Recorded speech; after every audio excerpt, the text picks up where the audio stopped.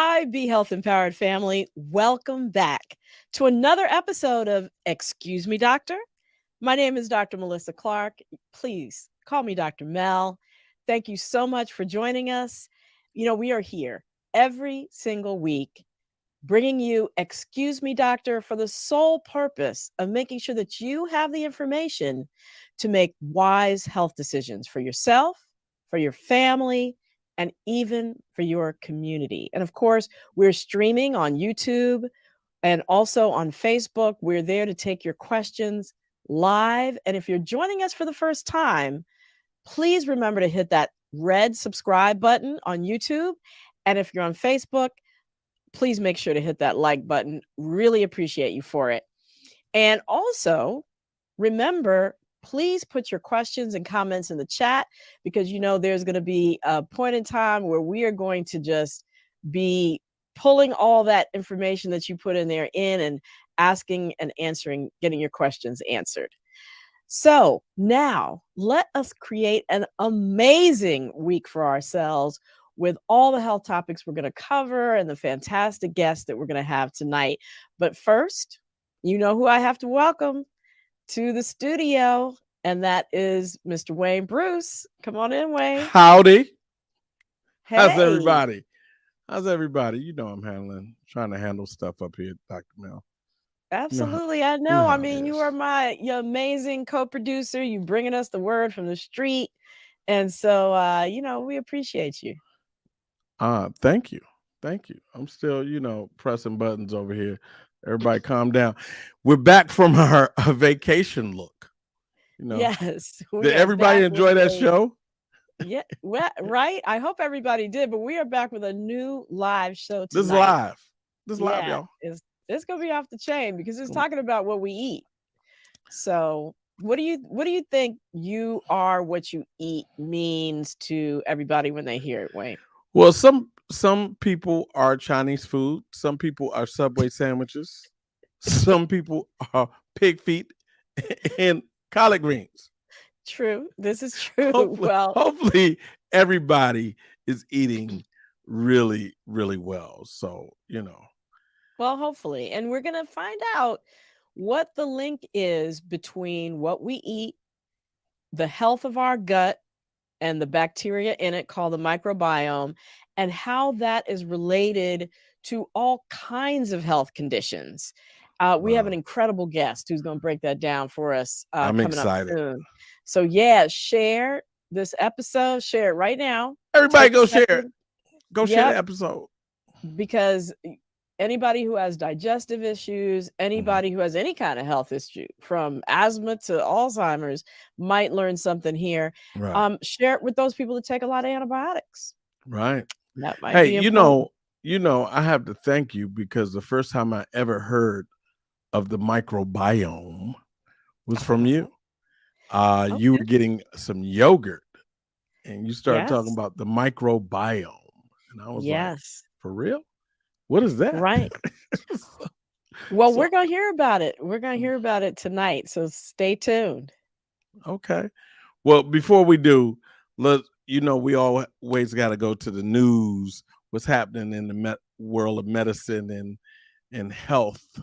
Not necessarily medicine, but health today. Right. So here we go. Let's go to recap. All right. So, of course, we start with the COVID update. Look, let me say this. It seems like this thing is out of control again. Everybody and their mama and them has had COVID recently, including myself. Yeah, that's right. Hey, do you want to share your COVID experience with the audience? Is everybody listening? I want to share my COVID experience with the audience. Look, first of all, I didn't know I had it.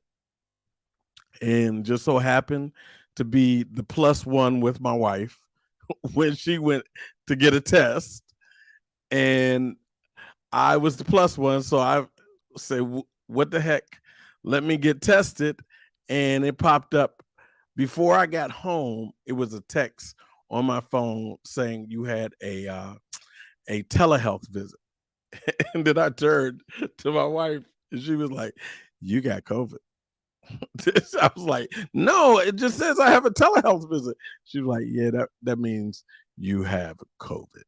And so I had COVID. I quarantined, took the medicine. It was really mild. I have to thank God. I had recently got boosted at the end of May. And so at the end of June, I picked it up. I guess I was somewhere without a mask or somewhere in the outdoors that people were had it. So I got it. So it was mild. I took And medicine for it. you came up with a negative PCR test really quickly too, right? Yeah, I came up with a negative PCR test. Thank God. I came up with that in 7 days. It was Yeah, 7 that's days pretty later. amazing. That was I pretty think that amazing. that has to do probably with the fact that you have been recently boosted and also the Paxlovid too. So Yeah, so the Paxlovid helped, and I missed 4th of July everywhere, but every I had so my good friend is in the chat, Valerie Parker, asked what symptoms did I have? I had a runny nose that was comparable, like comparable to hay fever or mm. allergy. Nothing more. And then it got congested. It got congested about day 3. After that, just the But toughest part overall was it the was pretty quarantine.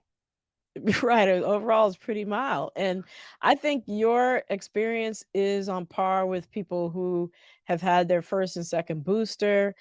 And you're right. Their perception that everybody has it, the estimates are about 800,000 to a million cases a day. Although, if you look on the CDC website, it'll say about 100,000 cases a day.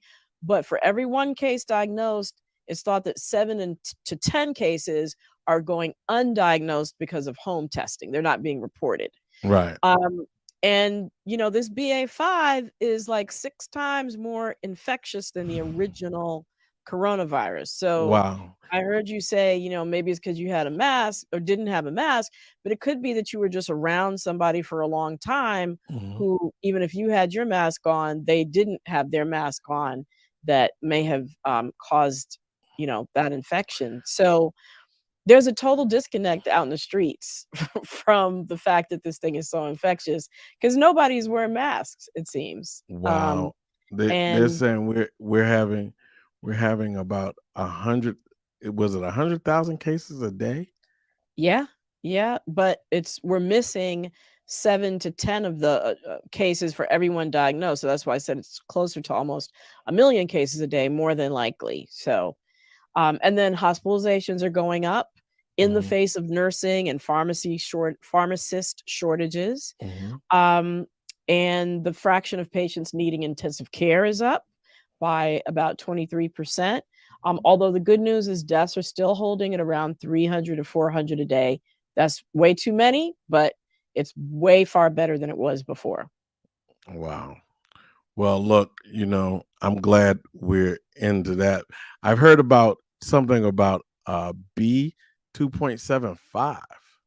What's that? Yeah, that's another variant, another Omicron variant. We're still learning about it, but it does have some of the hallmarks that they look for another variant that might go viral. I mean, global, of course. And it's in a lot of countries already. It has a bunch of mutations in the region that is needed for antibodies to bind to it. Mhm. So, it might evade immunity. Mhm. And so this just another one to keep an eye on. I don't know how many eyes I have left to keep an eye on. Strange. What's the deal? So look.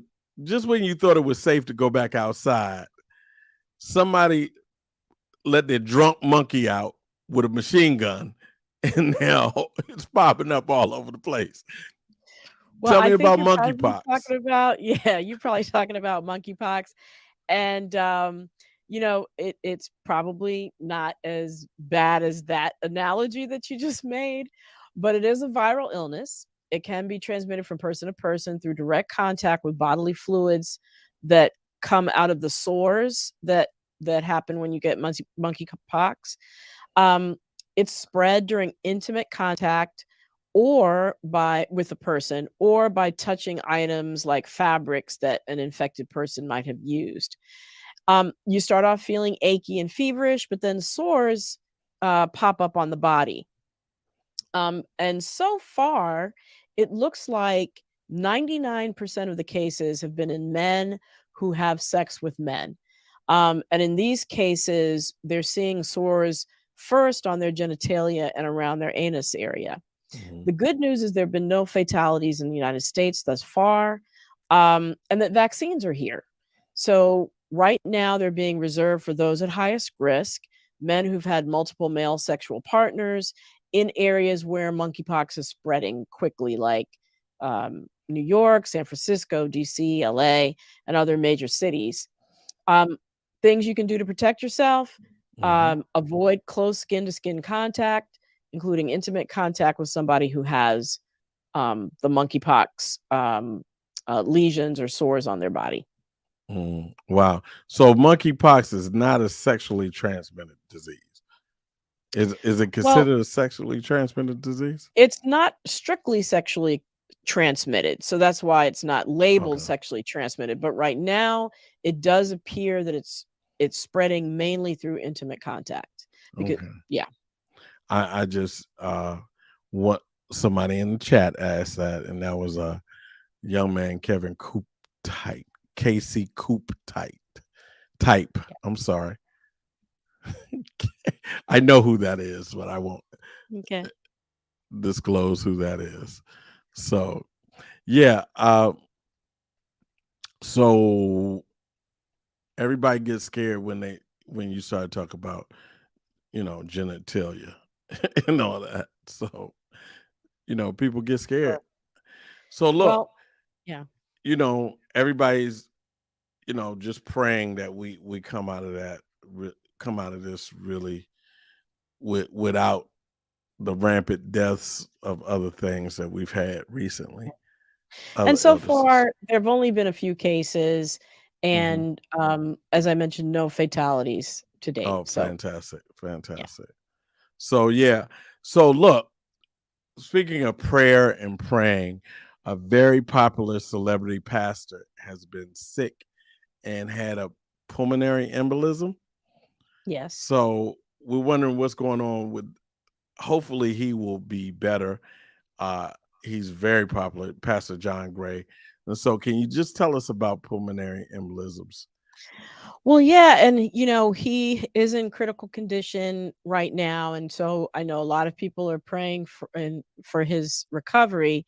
But I thought it would be a good opportunity to let people know what pulmonary embolism is and what causes it and how you might protect yourself, because we know that Black people in general get pulmonary embolism at twice the rate of whites, and we've seen other prominent individuals have it.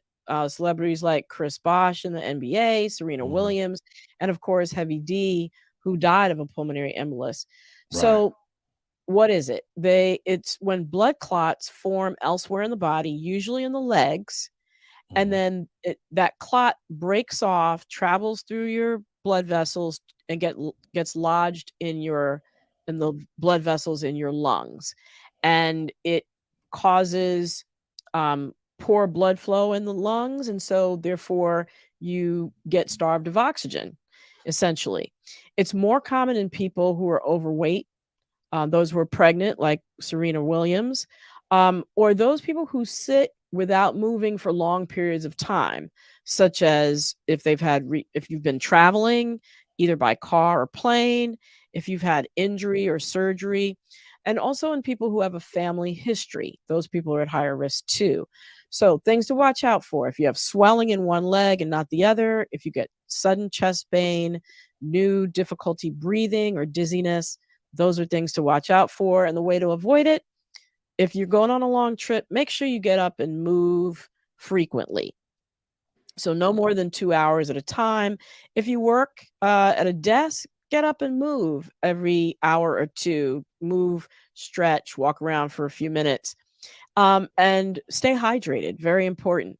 And then in the long term, quit smoking because that's a risk factor. And if you're overweight, try to lose 10% or more of your body weight. Wow, that's a lot. A friend of the show, Yvonne, said that we've been sitting a lot during the past 2 years. We Absolutely. sit at these Yep. desks. I have a desk that raises and lowers, so I try to get up. And all my friends and musicians and everybody who take coast to coast flights, long flights, do things like compression socks help, or compression Yeah, but pants? nothing substitutes for, either doing exercises in your chair, squeezing your calf muscles and getting up and walking around. Get that aisle seat so it's easy to get up and walk around or just go stand at the back of the plane for a while Wow, to keep your circulation going. fantastic.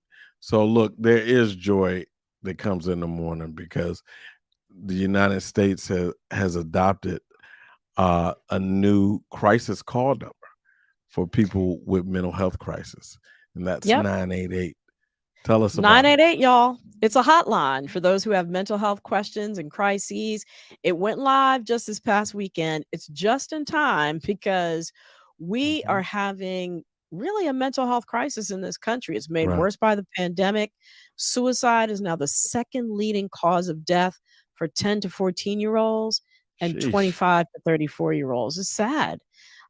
So use it. Use it if you have any mental health questions or concerns. There's even a Spanish language option. It's intended for anybody in crisis. They're ramping up staffing because they anticipate that it's going to be used a lot. So if there's some delays, in answering, just hang on. They'll get to you, and it will get better over time as they hire more and more counselors to handle your questions. But they said they will not hang up on you and they will not Right. turn their back on you. And that's very important. Yes. Because we've had friends. I've had friends uh who have left, chosen to not be here amongst the living just because they've had mental health crisis. And Yeah. so if they could talk to someone, this is the number, 988. Right. So once again, this year seems like a year of rebounds and come back around. Just when you thought you were safe with the COVID misinformation and all the other misinformation, since this Roe versus Wade is you know been reversed, Roe v. Wade now becomes abortion misinformation. It's Yeah. crazy. Yeah, one TikTok video with abortion misinformation got shared over 250,000 times. Had the hashtag women's health, hashtag women's rights, and it listed these herbs and other DIY methods that falsely claimed could induce abortions. And that kind of misinformation is dangerous because it can influence women to resort to ineffective and even dangerous methods to end a pregnancy. So, just to be clear, no plant, no herb, no tea, no tincture is going to be safer or more effective than the current medical standard of abortion.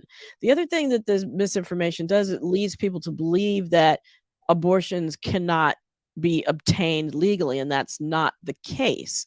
We still have many states in which abortion is legal. And even in the ones that are restricted, sometimes it's up to 10 to 12 weeks. So avoid getting your medical information from TikTok, please. Ask your doctor or clinic if you are thinking about using one of these tinctures heard about. Call your local poison center, 800-222-1222. That's 800-222-1222 if you have any questions about a substance and its potential effects. I mean, I don't even take recipes for dining from From TikTok. TikTok, right.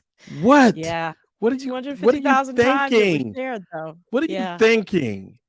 I don't yeah. even cook my chicken. I'm not cooking my TikTok chicken. This and Well, you want to take I mean, it's a scary time with the it reversal of is. Roe versus Wade, and that's what's leading to this spread of misinformation. So, Wow, one of our our people in the chat said the weekly debunk before the weekly debunk. She must have been reading our mind. Right, because what Because time you is it? The weekly time for the debunk. weekly debunk. Stopping misinformation in its tracks. So my cousin, meaning Terry Twitter fingers, his cousin, he said, my cousin said she was exposed to COVID at work and she just washed her nose out with saline and didn't get it. That's what he told me, Dr. Mel. So I said, I don't know about that. Excuse me, Dr. Mel. Is that true? Well, I'm really glad that a Twitter finger cousin did not get COVID, but we don't know whether that's actually true that she didn't get it unless she got tested with PCR. She got a PCR test. So we don't know. Um, and she may be basing this information on the fact that there are a lot of false reports circulating that drinking warm water or hot water or washing the inside of your nose out with saline which is a salt solution, will protect you from COVID-19 if you're exposed to the coronavirus. So these reports aren't true for a couple of reasons. First of all, the virus that causes COVID-19 is very tiny and it can't be rinsed or washed out of the throat or nasal passages. Secondly, once it's in your nose, it enters the cells of your nasal passage, the cells in your throat, and the cells in your lung passage, areas where water doesn't reach. So it might sound good, but it really is not a strategy that you should focus on. Proven strategies: getting vaccinated, wearing a mask, and practicing physical distancing. And there you have it. Sorry, Terry, your cousin needed to talk to Dr. Mel first. Well, All right, I'll check you a little later, Dr. Mel. That's it. all right. Thanks a lot. And we are going to move into our show for tonight. So, asthma, allergies, lupus, diabetes, obesity, cancer. How are these conditions possibly related? Through our gut. Yeah, that's what I said, through your intestines. But how can that be, you ask? Well, we are going to talk about it tonight on the show: the microbiome, the health of our gut, and how it can influence the whole rest of our body. And our incredible guest tonight is Dr. Robynne Chutkan. You might have seen her on CBS or read about her in the New York Times. She is an integrative gastroenterologist, a microbiome expert, and she's actually written 3 books: Gut Bliss, The Microbiome Solution, and The Bloat Cure. And she's also on the faculty of Georgetown University School of Medicine. Welcome, Dr. Chutkan. Thanks so much for joining us.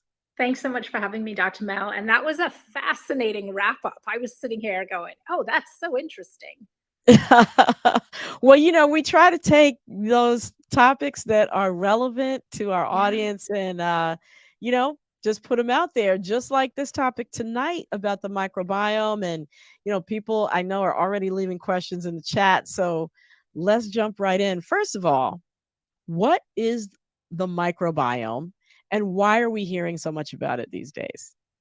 So, when you think about our bodies and how different things get done, there's a lot going on. Our immune system has to learn when to react, when to stand down. Food has to be digested, vitamins, hormones have to be synthesized, compounds need to be detoxified and broken down. So, who's doing all of the work, right? It's kind of like when you go to a restaurant and you're eating and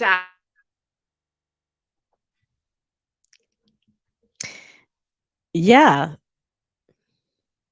So I think that we might have lost Dr. Chutkan for a moment there, but I think what she was probably about to say was the folks who are doing the real work in the restaurant are the ones who aren't seen, just like in our um, in our body. It's the bacteria that are doing a lot of the work, and that community of trillions of bacteria are really what make up our microbiome.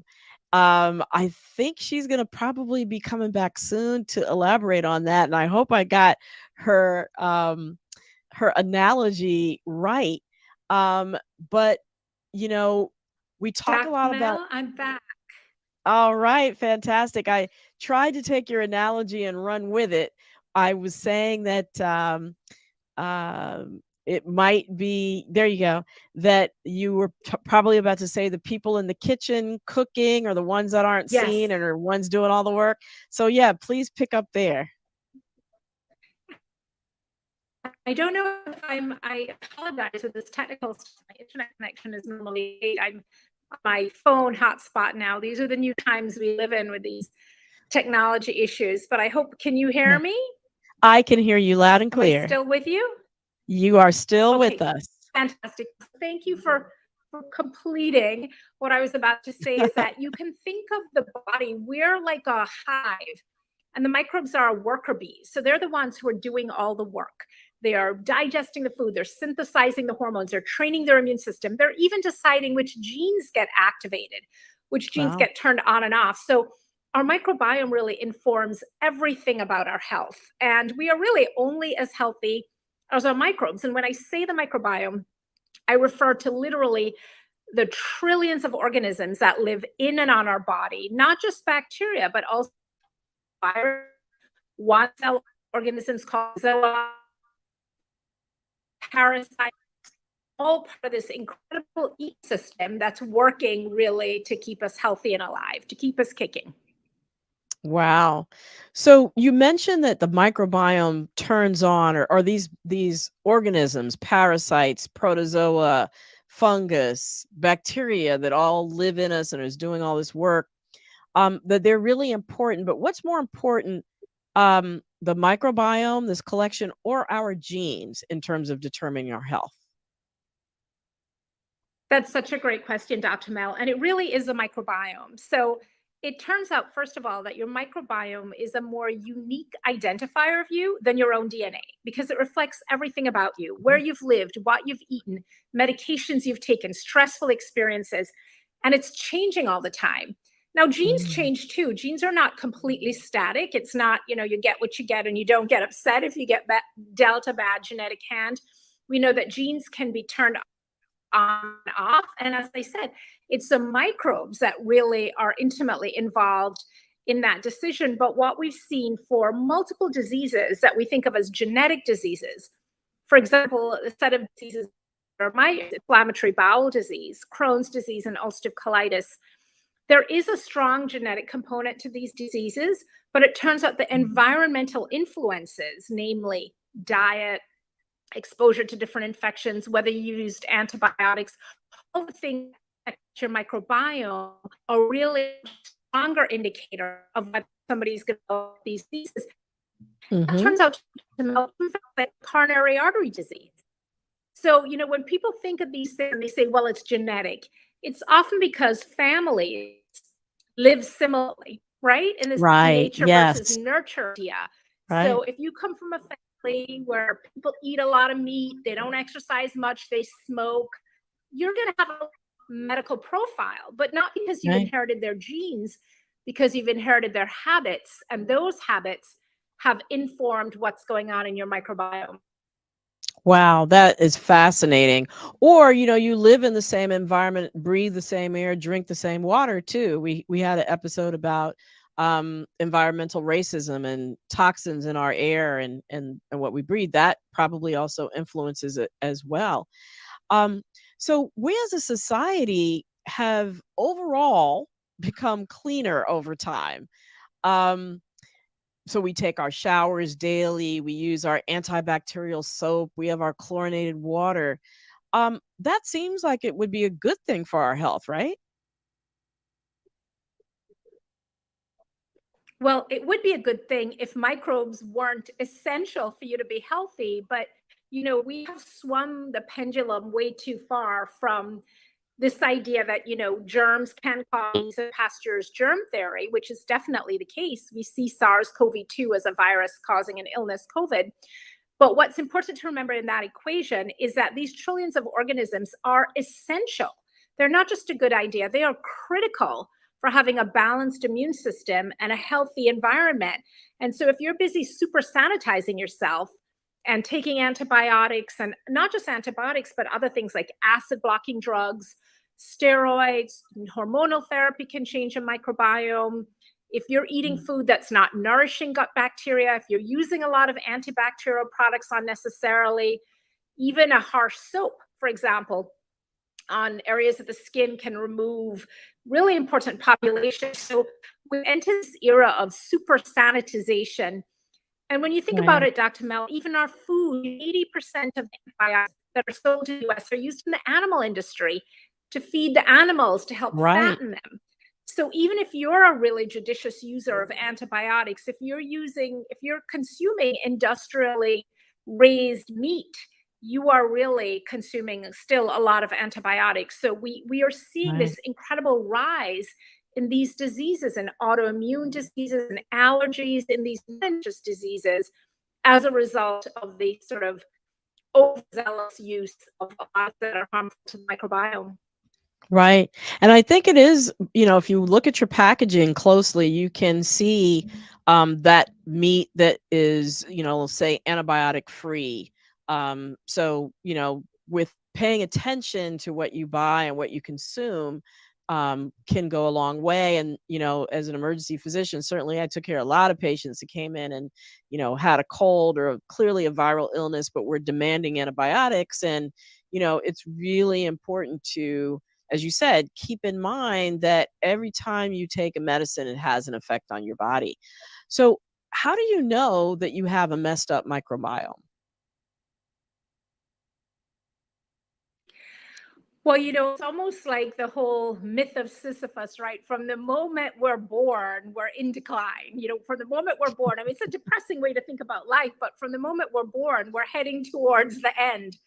Well, really, if we live in the modern world, we are in what we call a dysbiotic state. So dysbiosis refers to sort of messed up, imbalanced microbiome. But here's the good news. You don't need a perfect microbiome, right? Oh, You just need good. a relatively stable microbiome. And there are two things that are really important when we think about that. One is diversity. That's really, really important. Just like diversity is really important in the real world. And we see that the more diverse we are as a population, the stronger we are. We all have unique talents. We all have different cultures. We all bring so much to the mix when we come together in a sea of, different people. It's the same thing in our gut, because all the different microbes perform different functions. And you know what? You need some of the ones that we think of as not so great either. So, for example, yeast. People think of yeast species as a real hindrance, but yeast species, fungal organisms, are really intimately involved in digestion.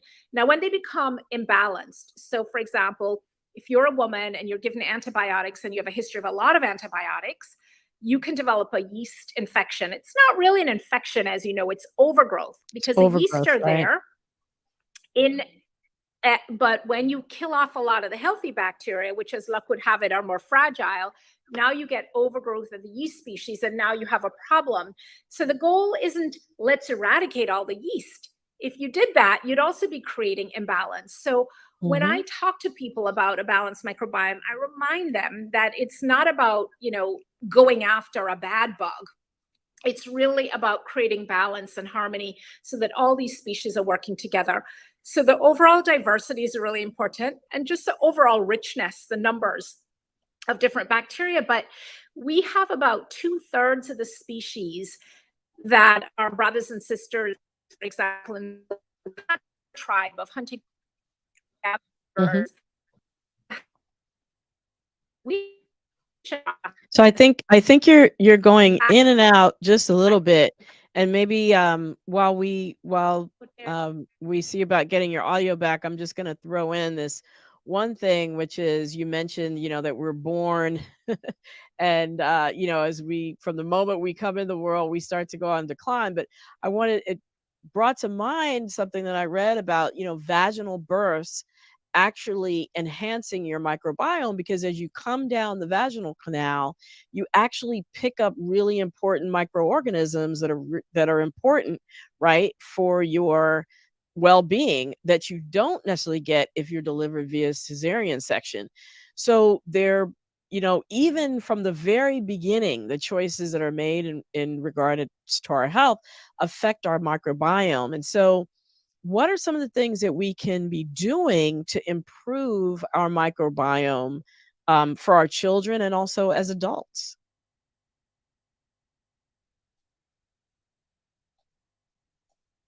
So I think we might still be working on your audio. Um, and Wayne, I don't know, maybe in the meantime, if you could come back and maybe read some of the questions or comments that the audience is having, so we could get those all queued up for when Dr. Chutkan comes back. Right. We're going to get Dr. Chutkan straight again. Get her to come back in. Dr. Chutkan, please come back in. But really, the comments have been fascinating. Fascinating. You know, Yeah, what are we seeing out there? so what I mean, and they started early. Here comes Dr. Chutkan now. Dr. Chutkan is in the green room, but I'm gonna let her in, get her out of the green room, and hopefully we can hear her again. I'm gonna get you guys back on, but we have a ton of comments. So let's get you guys back and then we'll go to the comments. All right. Sounds good. There you are. Wonderful. Welcome back. I was just asking, what are some of the things that we can do to improve our microbiome? And I mentioned, coming down the birth canal versus C-section is one of those first choices that happen. But what can we do that's under our control as adults for ourselves and even for our kids? There's a lot we can do. And I like to break it down into thinking about it in three realms: remove, replace, and restore. So, remove is we have to remove practices, primarily overuse of antibiotics and other pharmaceuticals that are damaging to our microbiome. Now, if you've got a flesh-eating bacteria or something, by all means, go for it. But we are, the CDC estimates that maybe a half or more of antibiotic use in this country is unnecessary. Wow. So, for example, we're using antibiotics to treat viral infections, against which are completely ineffective. We're using them to treat inflammation that can be handled in other ways. We're using them to try and prevent infections that may never happen. So the medicine cabinet is a great place to start, and taking a good look and doing sort of a good audit there. And there's an article from the journal Nature that showed it's not just antibiotics. They looked at 41 different classes of medication, and they found that more than half of those different medications, so antibiotics as well as things like serotonin reuptake inhibitors, SSRIs, that are used for depression and anxiety, artificial sweeteners, all kinds of medications, laxatives, Wow. can be harmful to the microbiome. So it's important Artificial to think sweeteners, carefully. that's a biggie. All those Diet That's a Coke big drinkers, one. right? Yeah. Terrible for your gut. And to add insult to injury, there was a study that came out a couple months ago showing that in women in their 50s who have taken antibiotics for 2 months or more over a 4-year period, there was a drop in cognition, up to a 3-point decline in global cognition, which was the equivalent, Dr. Mel, of aging your brain 3 to 4 years. So I don't know about I you, but saw that. I'm trying to hold on to what I have Yep. and not my Exactly. brain is already aged. I'm trying Exactly. so Yeah, we talked about that on the show. I think that was one of our yeah. recap items. So yeah, absolutely. Yeah, so this is it's not just about being a good citizen and trying to prevent antibiotic resistance in the general population. It's about your own health. So take a good look at the medicine cabinet, removing those medications that are potentially harmful in conjunction with your healthcare practitioner. Thinking about foods also in that remove category. We talked about artificial sweeteners, and there are a few others in that category. Replace, getting out in nature. Everybody wants a probiotic. Everybody wants to know what pill. So I'm here to tell you that exposure to nature, putting your hands in the dirt, doing a little gardening, going for a walk, literally hugging a tree, these are things that can be very replenishing for our microbiome. And then finally, the restore is with diet. So what are these healthy bacteria that look out for us and are so critical to balancing our immune response? What do they like to eat? Fiber. Dietary fiber, what we call indigestible or poorly digestible fiber. And that's really plant fiber. And the less processed, the more robust. So when I talk to people about what kind of food and processed versus not, I really want people to just have one image in their mind, which is, did this food make a stop at the factory on its way to your plate, or did it come straight from somebody's farm? So, green beans, that's from the farm. Green bean chips, not so much. Or even if you think of something like apples, an apple, that's from the farm. Applesauce is from the factory. There's no applesauce tree. Right. Brown rice from the farm. Brown rice pasta, there's no brown rice pasta bush or plant. And so, we're eating so many of these foods in a processed form. And when they're processed, not only do they lose their nutrient value, they lose their microbial value. So people will tell me, oh, but look at all these ingredients. Look at what it's enriched with. And I'm like, yeah, they have to try and put stuff in because it's all been taken out. Right. So really just that simple, eating food that came from nature. And even if it's not organic, there are a lot of small farms. For example, I go to the DuPont Circle Farmers Market here in DC. A lot of the small farmers, they can't afford the organic certification, but they have small family farms, 5 or 10 acres, and they're not growing with pesticides. And I think we're much better off eating something from a farm like that than we are eating industrial organic from food that's grown in a warehouse and not seeing the light of day and not actually being in real soil. So we really, supporting the farmers, eating food with dirt on it. It's one of the most important things we can do because those soil microbes are enriching our own microbiome. Wow, that is fascinating. So we hear a lot about fermented foods like kimchi and sauerkraut and yogurt. What role do those play? The fermented foods are big hitters, but I want to put yogurt in a separate category because yogurt these days is a highly processed food. Most of the dairy cows are being fed antibiotics, usually because they're being milked in close quarters and they get udder infections, etc. So they're on a lot of antibiotics, most of these dairy cows. And of course, they're supposed to be pulled out of the line when they're on antibiotics, but that's not always happening. Yeah. And so the dairy is pasteurized. So in that process of pasteurization, the dairy is heated to a high temperature to kill bacteria and then cool quickly. And then when they put back in a single species, it's not as naturally robust. But fermented food, the other fermented foods you mentioned, Dr. Mel, sauerkraut and kimchi, are microbiome rock stars because they're this powerhouse combination of a prebiotic and a probiotic.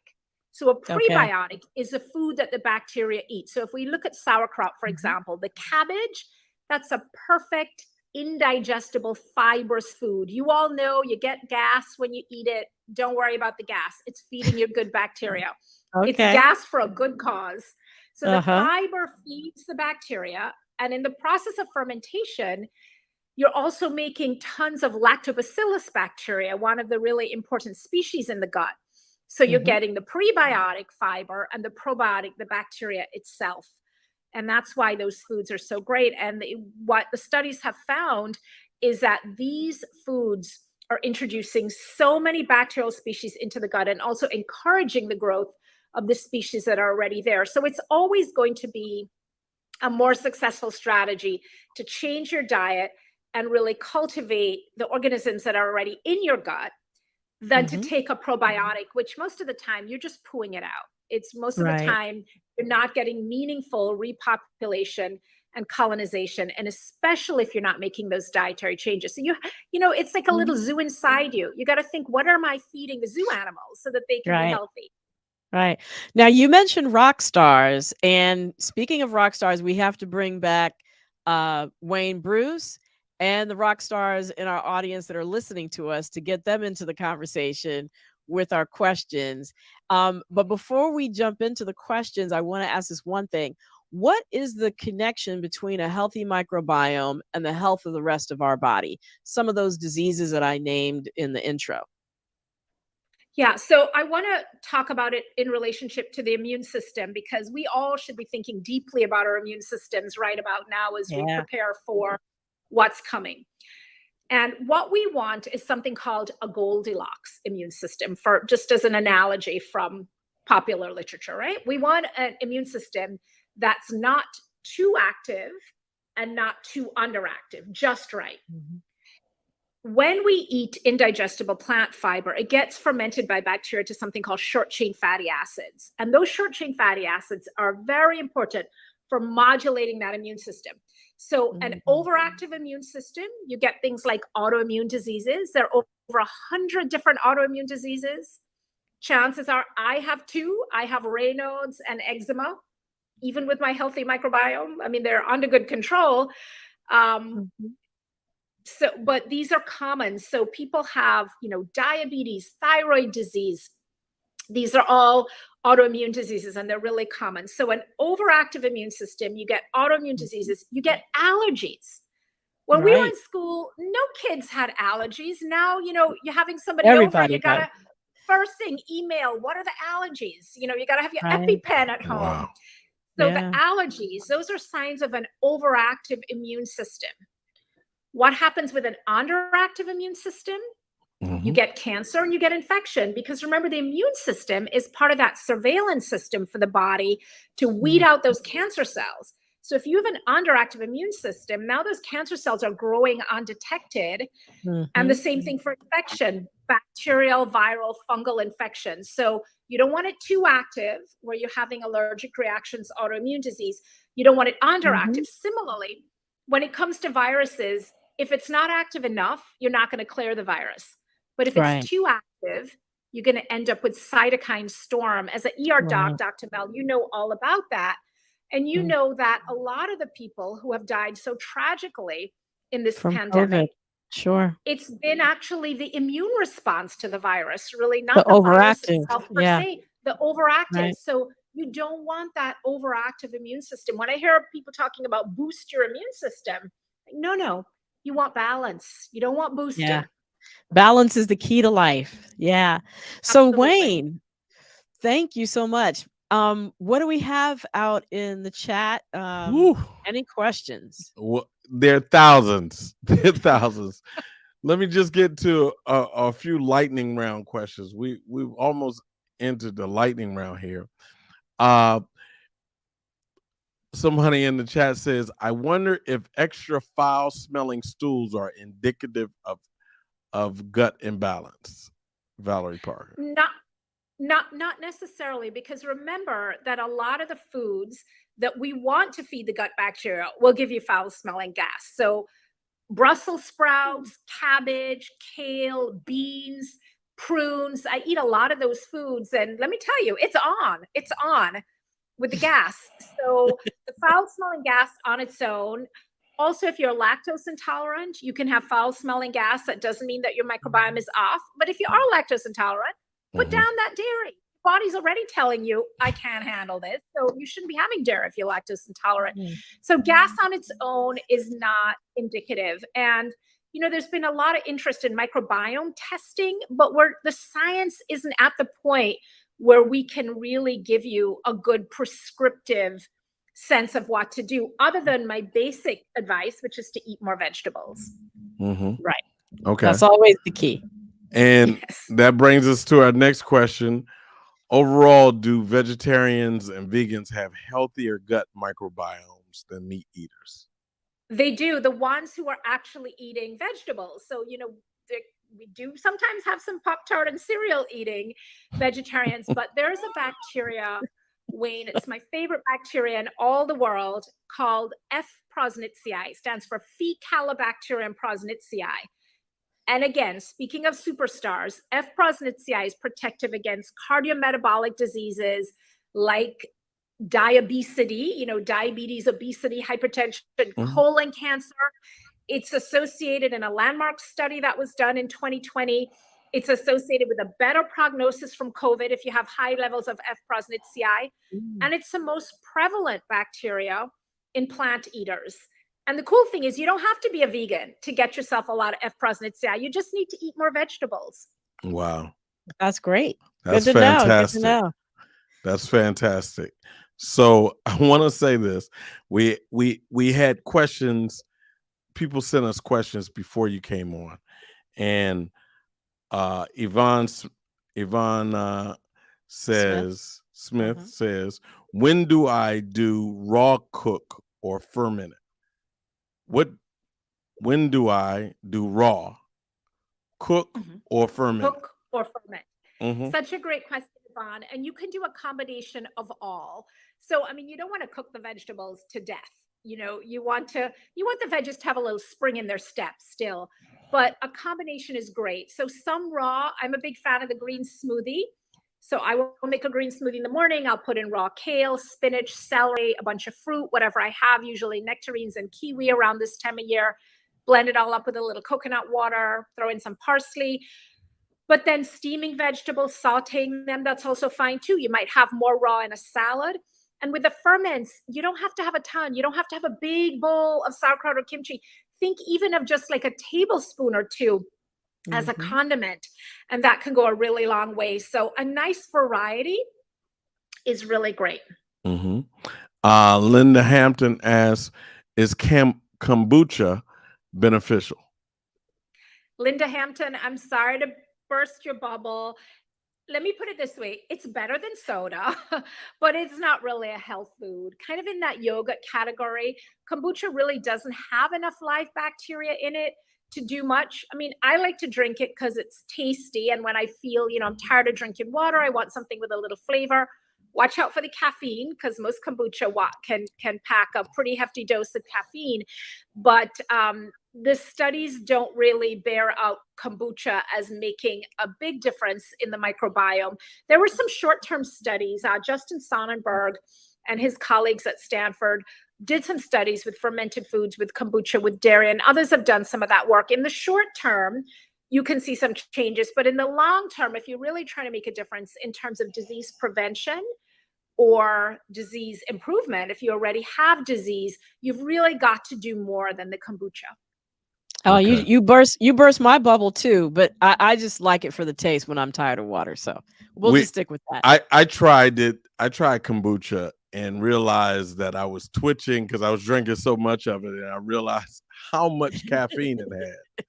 And I was like, what is this? I can't go to sleep, and I'm up twitching. And so it had a lot of caffeine. We also have a question. Do you recommend colon cleansing periodically? I don't recommend colon cleansing with anything from below, because when you do a colonic, you're washing out all that amazing, beautiful bacteria that you've taken all this time to cultivate.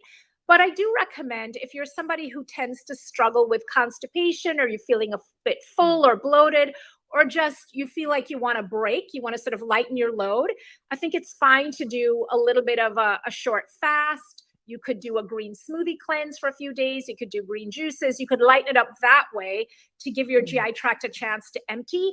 But I don't recommend forcibly pulling stuff out, because you do disturb the ecosystem in there.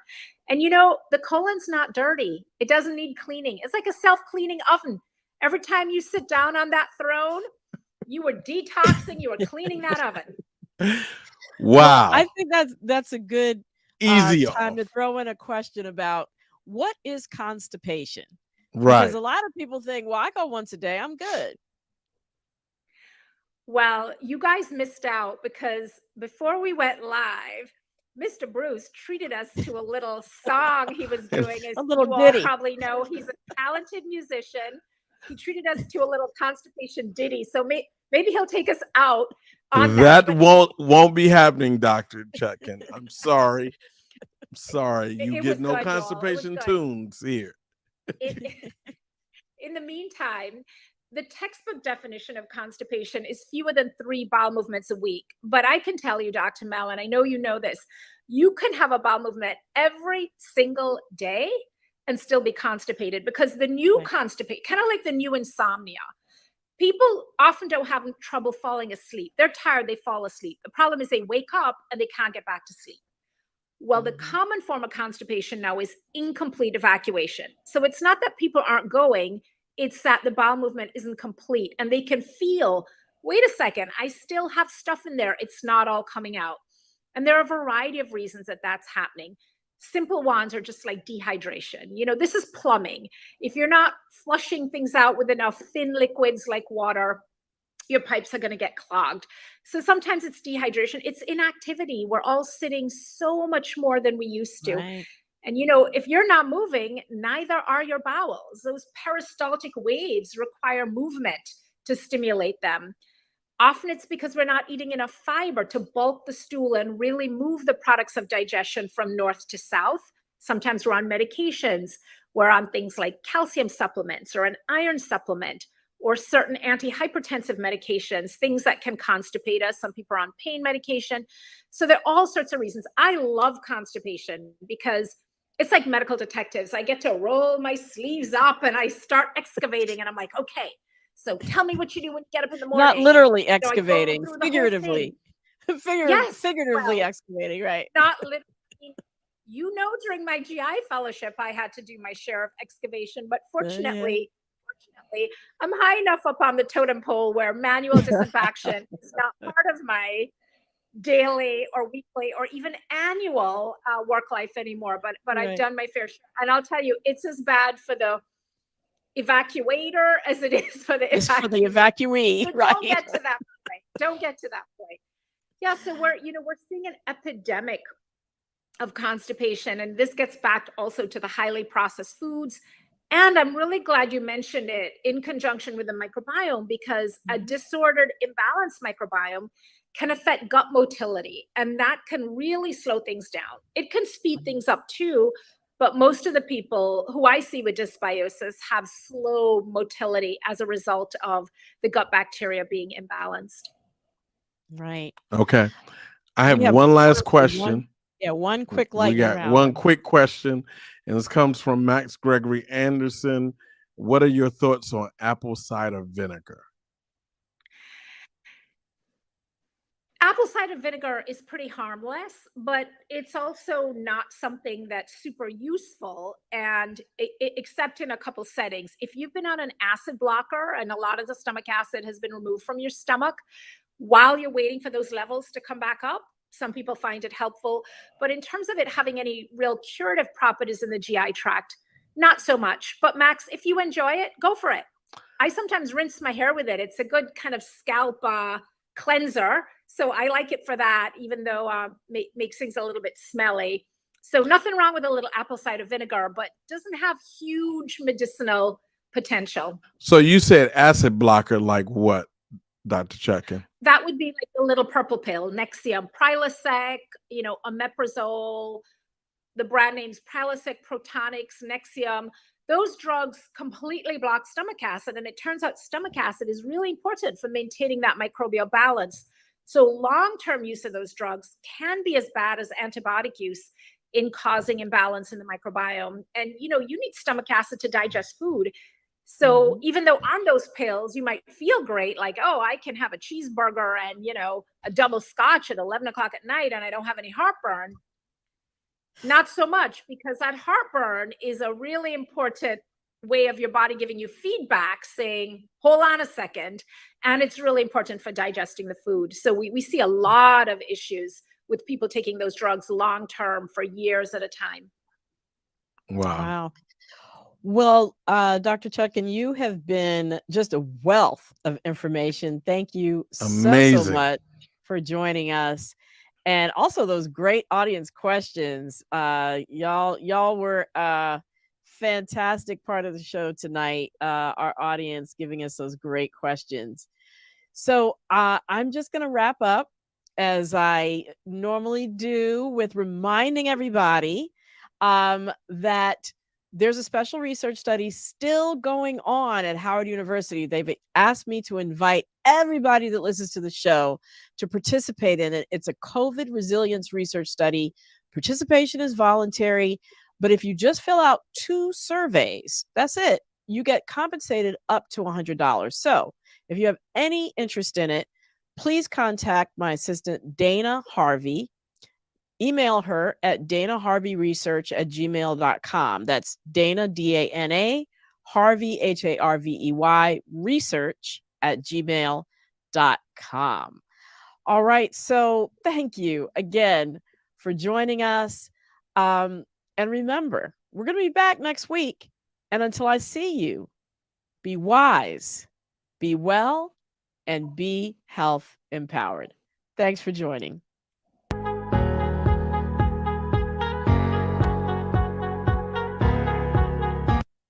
I guess I should thank the Robinsons.